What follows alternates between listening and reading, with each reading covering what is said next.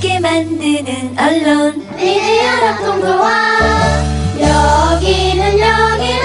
여기는 국민TV. 함께 만드는 언론 미디어 협동조합. 여기는 국민TV.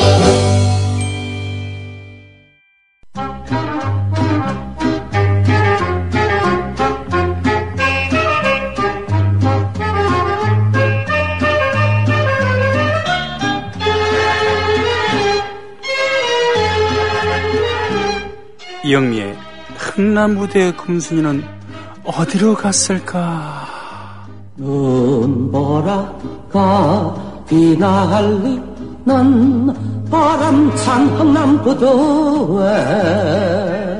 해외여행 자유화가 된 것은 1980년대 말이었습니다. 그 전까지는 아무나 못 가는 거였고요. 특별한 사정이 있거나 특별한 그런 직위에 있는 사람들이, 직군에 종사하는 사람들이 갔다 온 거죠. 그래서 일본 다녀온 우리 아빠, 이거는 정말 부러움의 대상이었고, 심지어는 외교관 아버지를 따라서 몇 년 동안 어디 살다, 이거는 별세계였습니다. 네. 그들이 갖고 온 학용품 하나하나, 먹을 거 하나하나가 감탄의 대상이었죠. 그것을 대리만족시켜준 것 중에 하나가 국제적인 가수였습니다.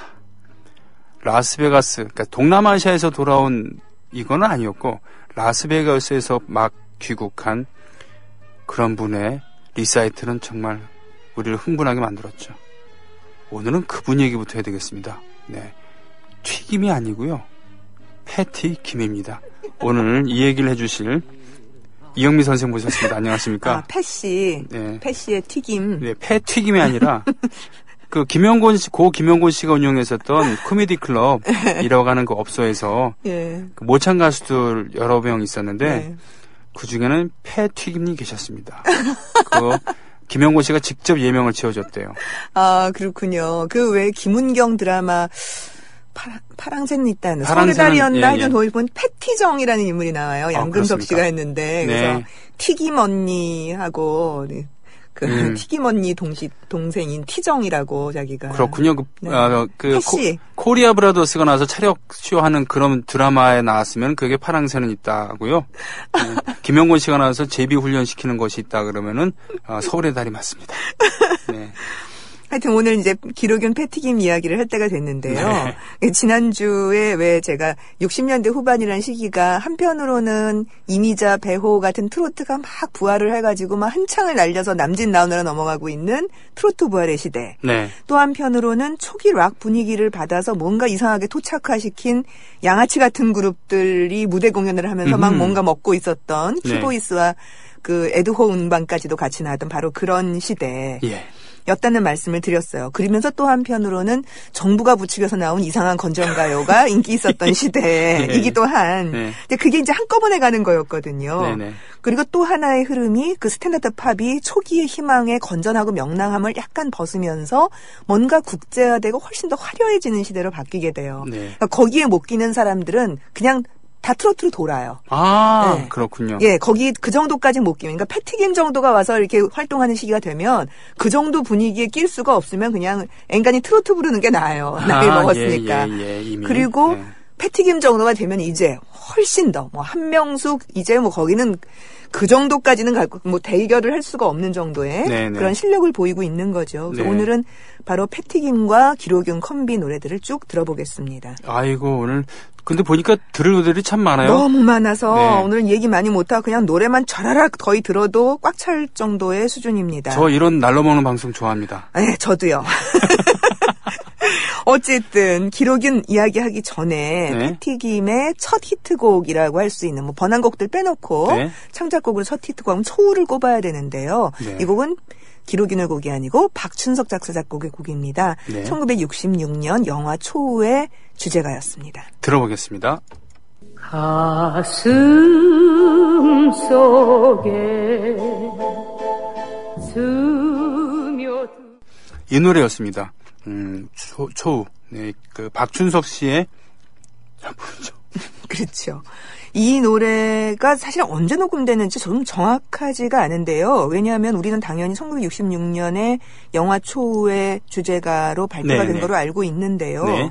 패티김 씨 자서전에 보면은 일본 가기 전에, 미국 가기 전에 녹음을 해놨다. 근데 자기가 돌아와 보니까 이 노래가 히트를 하고 있더라. 이렇게 얘기를 하거든요. 그래요? 26년에. 네, 예, 네, 그러니까 네. 이제 근데 어느 다른 음반에도 발견되지가 않으니까 만약에 그 이야기를 고스란히 믿는다면 녹음을 하고 갔는데 이 노래를 어디다 써먹을까 하다가 초우라는 제목으로 영화 주제가로 박춘석 씨가 썼을 가능성도 있어요. 그렇군요. 그러나 사실 알 수 없습니다. 이거는 패티김 씨의 기억이 뭐 잘못됐을 수도 있고 뭐 그러니까요. 어쨌든 우리가 들은 것은 1966년이 처음 들은 것은 맞아요. 그때는 그 잘 나가는 가수들은 잘 나가는 영화 배우들만 겹치 출연한 게 아니라 잘 나가는 가수들은 그야말로 눈코 뜰 새 없이 녹음하고 그리고 그랬죠. 취입이라 그러죠. 네, 예. 그리고 그랬으니까요. 예, 그러니까 패팀은 61년에 일본 갔고 그래서 거기서 일본 거쳐서 미국으로 가서 활동을 네네. 하고 돌아왔죠. 66년에 이제 어머니가 뭐 편찮으시고 뭐 이래서 돌아왔다는 거로 돼 있는데 초우는 사실 영화사에서도 재밌어요. 그게 정준우 감독의 작품이었는데 네. 꼭 그 쉘브르웨이 우산 같은 거 영화 보면은 우산이 막 왔다 갔다 하는 걸 이렇게 꼭대기에서 찍잖아요. 네, 그 영화의 트레이드 마크 같은 거죠. 그 장면을 꼭 똑같이 찍었어요. 육교 아하. 위에서 찍은. 네네. 여기서 이제 프랑스 영화 흉내내는 장면이 굉장히 많은데 네. 프랑스 대사관의 식모로 있는 문희가 네. 그 레인코트 프랑스제 레인코트하고 우산을 얻어요. 그 네. 이제 주인집한테 얻어가지고 아 너무 많다 이거 너 입어라 이렇게 준 거예요. 네. 비가 오기만 기다려요. 그거 입고 나가려고. 그걸 입고서 이제 명동거리를 나가는 거죠. 분위기는 있겠네요. 네. 예, 분위기 있어요. 게다가 문이니까. 가갖고 이제 젊은이들이 노는 분위기에 어울리게 되는데 그 젊은이들은 프랑스제 옷을 입고 나왔으니까 네. 너무 멋있는 부잣집 딸인 줄 아는 거예요. 한 남자가 붙어요. 신성일이에요. 오! 네, 붙습니다. 그리고 이제 차를 딱 운전하고 무슨 아버님은 뭐 하십니까? 뭐 이런 걸 물어봐요. 근데, 외교관으로 뭐 프랑스에 가기 뭐 이런 식인 거죠. 네네. 그러니까 외교관 자기 딸이 돼버린 거예요. 속인 게 된 거고요. 네. 이쪽은 무슨 뭐 사장아들인 것처럼 하는데 나중에 보니까 양쪽이 다 속였어요. 아, 네. 그런 거였군요. 예, 양쪽이 다 속이고 근데 이제 꼭 그렇게 속이면은 여자만 나쁜 것처럼 맨 끝엔 돼 있더라고요. 네. 하여튼 마지막 다 속인 거로 끝나요. 네. 하여튼 우리는 외국에 아까도 말씀드린 외국에 한번 가서 뭐 활동했다. 이게 굉장한 지금도 한류 얘기를 하면 막 너무 지나치게 좀 감격하잖아요. 그렇게 따지면 저는 일본을 왔다 갔다 하면서 16년째 활동하고 있습니다. 그럼에도 불구하고 참 미국이 아니어서 그런가벼 이게. 하여튼 국내 신문 잡지에 패티김의 활동 같은 것들이 꽤 간간히 보도가 됩니다. 네. 그런 거고요. 그리고서 패티김과 비슷한 시기에 이제 기로균이 함께 들어오게 되고요. 색소폰 네. 주자로 일본에서 활동을 했었죠. 네. 그리고 둘이 만나서 1966년 12월에 김종필의 주례로 결혼을 합니다. 이야. 굉장하죠. 정권의 실세. 예, 그렇습니다. 예. 그러니까 굉장한 부부였단 얘기예요. 그렇게 그렇군요. 해도 되니까. 물론 이제 거기에는 여러 가지 인연들이 있죠. 뭐 패티김이 돌아와서 예그린 악단의 살짝이 없어의 주인공을 맡아요. 그리고 네. 예그린을 만든 게 바로 예그린 그 뮤지컬단을 만든 게 김종필이었거든요. 그러니까 이러저러한 인연이 있어서 당시에 톱 가수의 주례를 맡게 됩니다.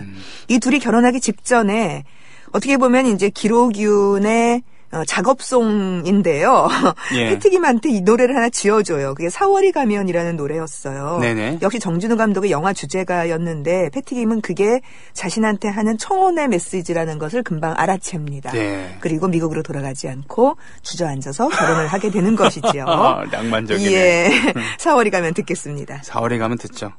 눈을 감으면 보이는 얼굴 이 노래가 이렇게 참 우아한 노래인데 장사익 씨가 부르면 아주 처절하고요. 제가 부를 땐 좀 비루합니다. 이 노래 좋아하거든요. 이 노래는 좋아요. 정말로. 정말 좋아요. 그러니까 이 빛과 그림자는 원래 최희준 씨 곡으로 먼저 취입이 됐던 곡이거든요. 그대는 또 이렇게 하면서 네. 그랬다가 패티김이 불렀는데 패티김께 훨씬 좋죠. 훨씬 좋은 것 같아요. 저는 그래요. 그러니까 4월에 가면으로 작업송이었잖아요. 그러니까 4월이 가면 그래도 떠나갈 것 같다. 나 그게 너무 아쉽다. 지금 그러고 있는 거거든요. 네네. 그러니까 이제 그게 자기한테는 하는 노래인 줄 알고 주저앉힌 거예요. 네. 미국으로 갈라 그랬는데 이 노래를 지어가지고 잡힌 거고요. 네. 그리고 나서 둘이서 그냥 빛과 그림자가 된 거죠. 네. 사실은. 누가 빛이고 누가 그림자인지 알 수 없지만 예. 기로균 27년생 나이가 많아요. 꽤. 1927년생. 네, 1927년생이니까 사실 이봉조보다 좀 위예요. 그렇군요. 네, 30년대 초반이거든요. 이봉조가. 네. 평북 영변 출생이고요. 네. 본명이 최치정이에요. 맞아요. 예. 최씨입니다. 네. 그 일본에서 활동할 때 요시아 준이라고 하는 일본식 이름을 썼고 그거를 고스란히 그냥 우리 발음으로 옮겨온데 오균이 아니고 그러니까 그렇죠. 기록윤. 요시아가 네, 길옥이고, 기록이고 예, 준이 윤. 예, 네네네. 그렇습니다. 그걸 한글 발음 그대로 옮긴 거예요. 네. 이봉조 바로 뒤에 등장한 스타 작곡가가 된 셈이죠. 왜냐하면 일본 활동을 하느라고 귀국이 좀 늦어서 이미 이봉조는 64년에 맨발의 청춘으로 떴는데 66년에 와서야 66년, 67년 돼서야 이제 기록인이 뜨기 시작을 하는 거니까요. 네. 그래서 이봉조와 쌍벽을 이루면서 60년대 중요한 스탠다드 팝 가수로 이렇게 들게 되는데 저는 정말 60년대를 딱 3명만 꼽아라. 스탠다드 팝 그 작곡가 중에서. 그럼 한 명은 손석구, 네. 하나 이봉조, 그리고 기록윤 이렇게 꼽아야 될 것 같아요. 전 여태까지 이렇게 세뇌가 돼서 그런지 저도 거기에 따라야 될 것 같은 생각이 듭니다. 그러니까 왜냐하면 한 명만 더 꼽아라 그러면 박춘석인데요. 예. 왜냐하면은 제가 그렇게 얘기하는 이유는 나머지는 다 그 사람들이 만들어 온 흐름이 주류로 있을 때 그걸 따라가는 모습을 보여요. 그 자장에 있었다. 예. 그런 건데 이 셋은 그냥 자기 색깔이 딱 있는 거예요. 그리고 그 흐름을 스스로 주도해가는 그런 모습입니다. 네. 이봉조하고 여러 가지로 비교할 만한 게 많죠. 현미라고 하는 걸출한 아내를 두고 있는 이봉조. 네. 그리고 패튀김이라고 하는 걸출한 아내를 두고 있는 행운의 작곡가 기록윤. 그리고 색소폰이라는 주 악기도 사실은 동일합니다. 네. 짱짱한 학력도 비슷합니다. 예. 경성 치전 출신.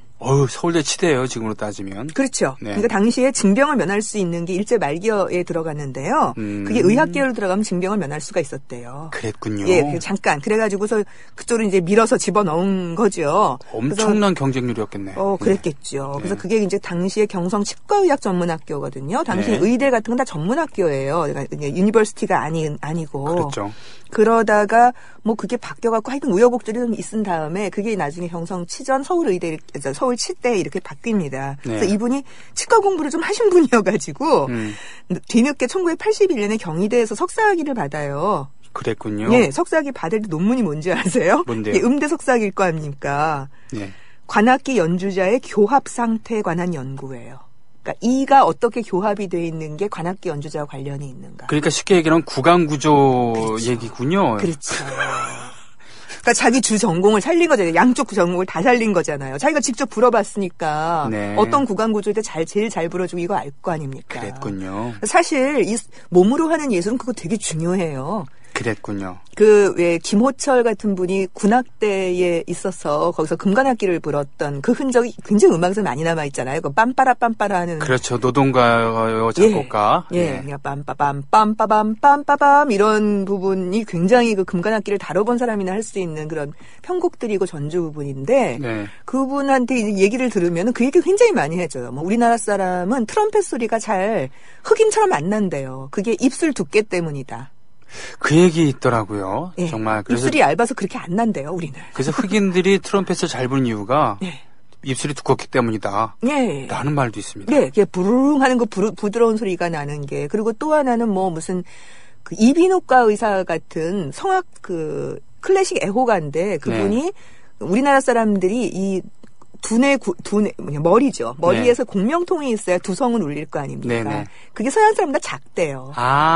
덜 울린답니다. 그게. 그랬군요. 예, 그래서 굉장히 그게 내기가 힘들다. 이런 식의 연구를 해놓은 게 있어요. 그래서 사실은 그 몸으로 하는 예술에서는 이런 의학적인 부분이 굉장히 중요합니다. 어쨌든 서울 치전 얘기야, 치대 얘기야 다 거기까지 갔는데요. 갈 길이 뭔데.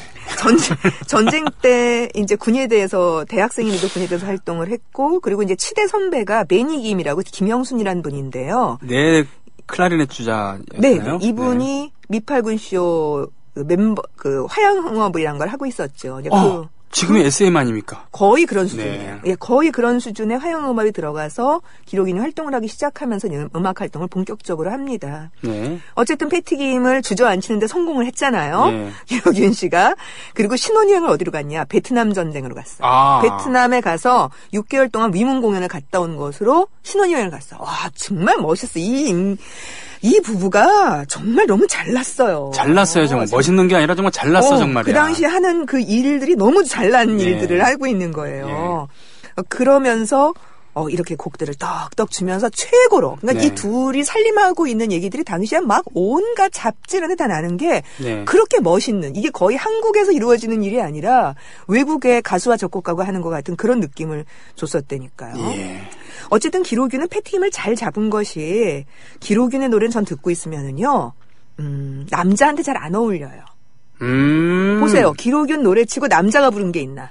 그러게 말이에요. 별로 없어요. 네네. 그 최희준이 불렀던 빛과 그림자 정도 있고, 그다음에 폭풍의 사나이라는 노래가 있거든요. 네. 그 정도를 빼놓고서는 거의 남자 노래가 없어요. 그 얘기는 그랬군요. 뭐냐면은 이봉조 노래에 비해서 굉장히 부드럽고 여성적인 선율이라고 흔히 얘기할 수 있는, 뭐 이렇게 남성적 여성적이라는 말이 굉장히 젠더 차별적이기는 한데요. 그러한 느낌의 굉장히 고운 선율을 갖고 있다면 이봉조가 약간 좀 남성스러운 느낌, 네. 의지적이고 이런 걸 굉장히 강조하고 있는 그런 그 음악적 경향이어서 양쪽이 굉장히 대비가 됩니다. 근데 그거 아십니까? 오늘 얘기하지 말고 노래만 듣자 그랬는데 맞아요. 평소보다 말이 더 훨씬 많아요. 더 많이요. 진짜 노래만 들을 거예요. 하여튼 기록이는 굉장히 다양한 양식을 구사했고 그중에는 상당히 뺏겨온 것들도 많았어요. 지금 네. 와서는 이거 다 번안이다라고 알려져 있는 바람 따라 별 따라. 그리고 하와이 연정은 아마 직접 지었는지 잘 모르겠어요. 뭐 확인이 네. 안 돼 있으니까. 어쨌든 그 당시엔 다 기록윤 작곡이라고 알려져 있습니다. 둘 다 패티김입니다. 바람 따라 별 따라 그리고 하와이 연정 듣겠습니다. 어느 봄날 그대와 나 무지개 보며 꿈을 꾸었지 행복에 찬 눈동자로 사랑이란 즐겁게 왔다가 확실히 그 패티김 씨가 한국적이라 할 수는 없겠지만 이 두 곡은 왠지 정말 더 이국적이네요. 그럼요. 네. 하나는 라틴 아메리카고 하나는 하와이인데요. 아주 정말 잘났어요, 진짜. 정말 잘났어. 예. 이런 다양한 양식을 패티김은 다 잘 소화하잖아요. 그러게요. 네. 네. 근데 아주 가벼운 곡들도 있어요. 어떻게요? 그러니까 이제 시대가 확실히 인기 작곡가이고 아주 뭐 최고의 작곡가라고 하더라도 시대의 변화라고 하는 걸 정확하게 읽잖아요. 그런 네. 사람들일수록. 네. 70년 정도가 되면 68년, 69년, 70년 하면 포크가 막 올라오는 시대 아닙니까? 그렇죠. 패티김의 사랑이란 두 글자 같은 노래예요. 그거 사실 포크를 생각하지 않으면 거의 이해하기가 어려운 노래일 수도 있어요. 기타로만 땡강땡강하는 바로 그 느낌은 네. 포크가 올라오는 걸 정확하게 간파하고 쫙 지어낸 것 같은 느낌인 거죠. 그렇군요. 사랑이란 두 글자. 그리고 하나를 더 연결해서 들었으면 좋겠는데요.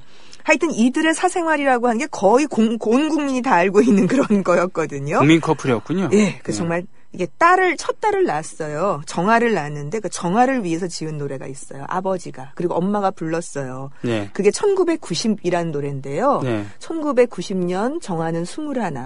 아이가 21가 될 때가 1990년이다. 이 노래가 나온 게 진짜 애를 낳자마자 만든 건데 딸한테 주는 노래로 지었습니다. 그래서 사랑이란 두 글자 1990년 두 곡 연이어 듣겠습니다. 예, 듣고 오겠습니다. 사랑이란 두 글자는 외롭고 흐뭇하고 사랑이란 두 글자는 슬프고 행복하고 1990년 정아는 21 음악 구미로 가장 잘 나가고 또 사랑의 결실까지 얻었을 때 딸을 위해서 만든 노래 기타 하나로 가지고 이런 건 처음 들어봅니다. 정말. 그렇죠. 이 노래가 패티김이 워낙 강해가지고 거의 포크의 영향을 받았다는 느낌이 거의 안 들게 되는데요. 네. 우리는 이 둘이 완전히 어쿠스틱 기타로만 사랑이란 두 글자도 그렇고 1990도 그렇잖아요. 배경을 몰랐으면은 그냥 특이하게 했나라는 거였지만 지금은 선생님 통해서 배경을 들으니까 그 포크의 그런 그 물결 우리나라에서 통기타 음악의 물결에 긴장했던 이 두 사람의 그렇죠. 모습이. 네. 예. 그러니까 이제 왜 조용필 같은 사람들도 보면 어떤 때 어떤 흐름이 딱 올라올 때 보면은 그런 스타일의 노래를 짓고 있잖아요. 오랫동안 히트를 기록하는 그러한 인기 가수들은 분명히 시류에 영합, 이렇게 시류에 잘 적응합니다. 그럼요. 대중예술은 시류의 영합이 기본이에요. 네. 그게 나쁜 말이 아니고 네네. 적응하지 않으면 그거는 대중예술이라는 할 수가 없어요. 네. 근데 기록용 같은 사람도 이런 노래를 딱 지어서 이게 무슨 뭐 라나 에로스포도 아니고 둘이서 뚜아에모아도 아니고 거의 네. 그런 분위기 노래를 지금 부르고 있는 거 아니에요. 그렇군요. 이건 뭐 모든 사람이 부러워할 부부 아니에요. 근데 이 그렇습니다. 사람이 네. 73년에 합의 이혼합니다.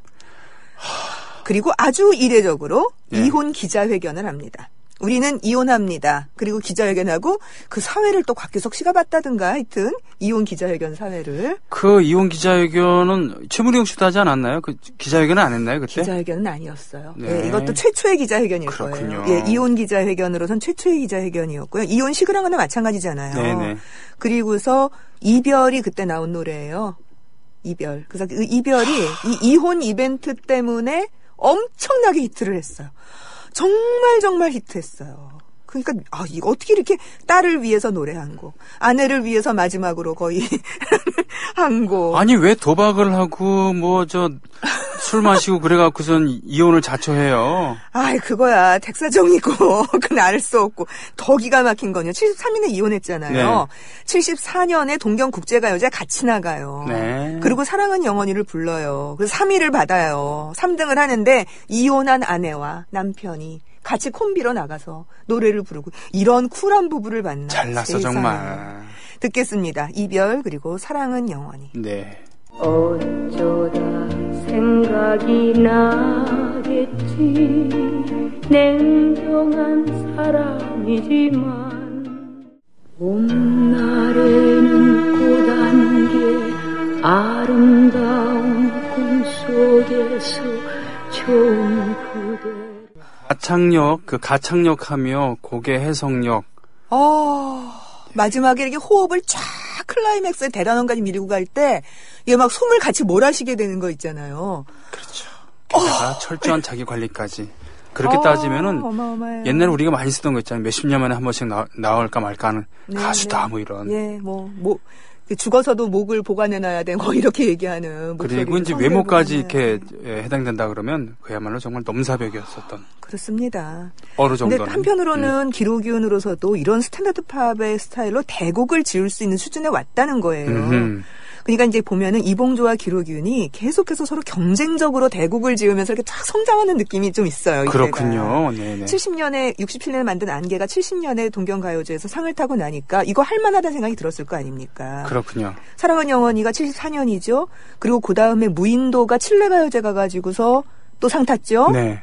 그리고 아마 꽃밭에서 이렇게 쭉 나가고 있는 봄을 보면은요, 초기에 그 작은 곡을 지었을 때의 느낌이 아니라 굉장히 스케일 큰 곡을 이제 드디어 다룰 수 있게 되는 큰 오케스트라를 다루면서 곡이 굉장히 복잡해지는 그런 양상을 보여요. 그래서 사랑은 영원히가 듣고 있으면 이건 보통 실력이 아니야 이런 느낌이 들고, 실제 그 시기에 저는 한번 방송에서 그런 장면을 본 적이 있어요. 이봉조, 기록윤 두 사람이 같이 출연을 한 프로그램이었어요. 네. 사회자가 두 분에 대한 칭찬을 서로 해달라 이런 얘기를 하니까 기록윤이 입이 침에 마르도록 이봉조 네. 칭찬을 했어요. 그러니까 네. 이봉조가 딱 그러는 거예요.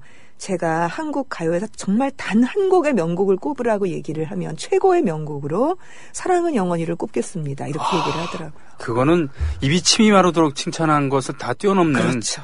예, 네. 나 잘났는데. 네. 넌 최고야. 그렇죠. 거의 그런 얘기예요.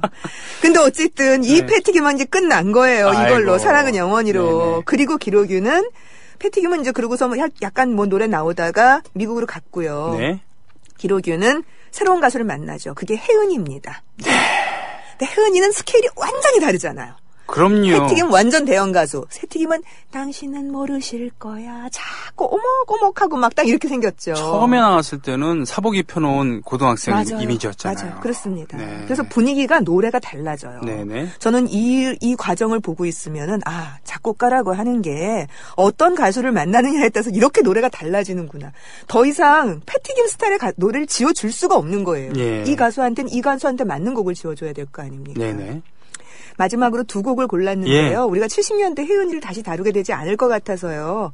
혜은이의 당신은 모르실 거야. 이건 76년 곡인데 어쿠스틱 기타하고 멜로디언으로 연주를 했어요. 그러니까 이건 완전히 포크 전성기 때 지어졌다는 느낌이 확연한 거고요. 그랬군요. 그리고 나서 80년대 초반까지 가면서 이제 데리고서 국제가요제 가야 될 거 아닙니까? 예. 혜은이 데리고.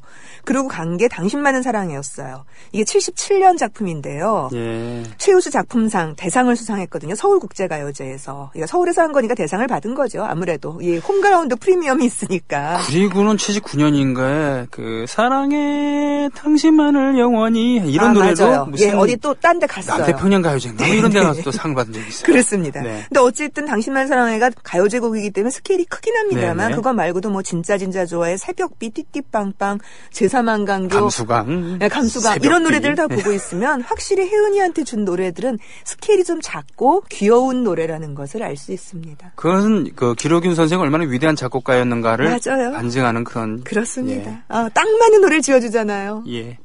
알겠습니다. 오늘 패튀김에 취하고 혜은이의 흐뭇하면서 기록은 선생 돌아가셨지만 그분의 발자취를 음악적으로 좀 되짚어 볼 수 있었습니다. 정말 고맙습니다. 고맙습니다.